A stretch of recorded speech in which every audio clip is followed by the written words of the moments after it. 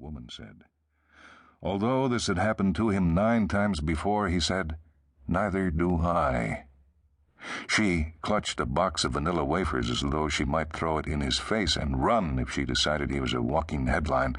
"Berserk man shoots 6 in supermarket." Nevertheless, she was enough of a good Samaritan to hang in for another exchange. "Are you all right?" No doubt he was pale. He felt as if all the blood had drained out of his face. He tried to put on a reassuring smile, knew it was a ghastly grimace, and said, "Gotta go." Turning away from his shopping cart, Jim walked out of the market into the searing August heat. The 40-degree temperature change momentarily locked the breath in his lungs. The blacktop in the parking lot was tacky in places.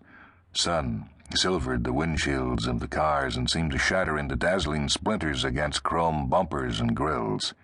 He went to his Ford. It had air conditioning, but even after he had driven across the lot and turned onto Crown Valley Parkway, the draft from the dashboard vents was refreshing only by comparison with the baking oven atmosphere in the car. He put down his window. Initially, he did not know where he was going. Then, he had a vague feeling that he should return home. Rapidly, the feeling became a strong hunch. The hunch became a conviction, and the conviction became a compulsion. He absolutely had to get home. He drove too fast, weaving in and out of traffic, taking chances, which was uncharacteristic of him. If a cop had stopped him, he would not have been able to explain his desperate urgency, for he did not understand it himself.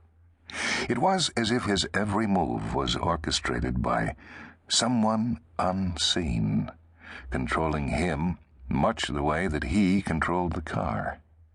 Again he told himself to flow with it, which was easy since he had no choice.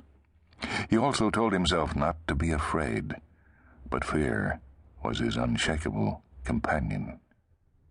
When he pulled into his driveway in Laguna Niguel, the spiky black shadows of palm fronds looked like cracks in the blazing white stucco walls of his small house, as if the structure had dried out and split open in the heat.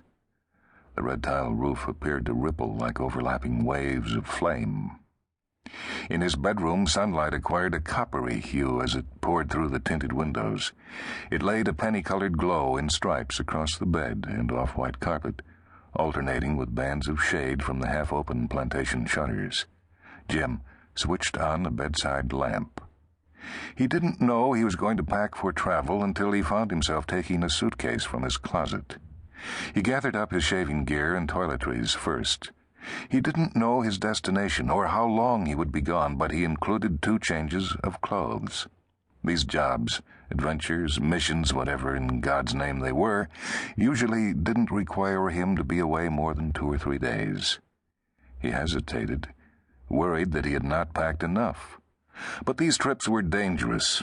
Each could be his last, in which case it didn't matter whether he'd packed too much or too little. He closed the suitcase and stared at it, not sure what to do next. Then he said, "Gotta fly," and he knew. The drive to John Wayne Airport on the southeastern edge of Santa Ana took less than half an hour. Along the way, he saw subtle reminders that Southern California had been a desert before the importation of water through aqueducts. A billboard urged water conservation. Gardeners were installing low-maintenance cactus and ice plant in front of a new southwestern-style apartment building.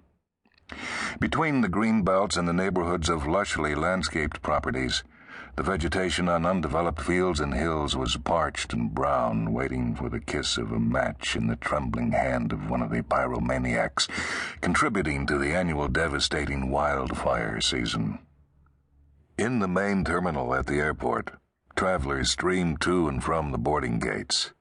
The multiracial crowd belied the lingering myth that Orange County was culturally bland and populated solely by white Anglo-Saxon Protestants.